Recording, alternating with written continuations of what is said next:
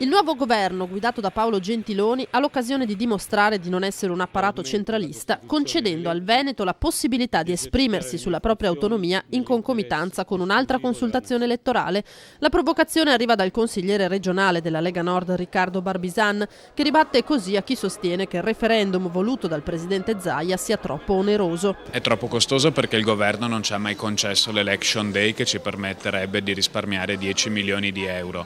Adesso c'è un nuovo governo, ha la possibilità di dimostrare di non essere centralista e ha la possibilità di far risparmiare 10 milioni di euro ai veneti. Se vuole si può fare l'election day. Sulla strada dell'affermazione dell'autonomia e della tutela del patrimonio culturale veneto, anche l'approvazione della legge sulla minoranza nazionale o sul bilinguismo. L'approvazione di questa legge vuole dire che se la provincia autonoma di Bolzano ha la propria autonomia per difendere un patrimonio linguistico, altrettanto possiamo averlo noi. Non abbiamo nulla di meno e nulla di più.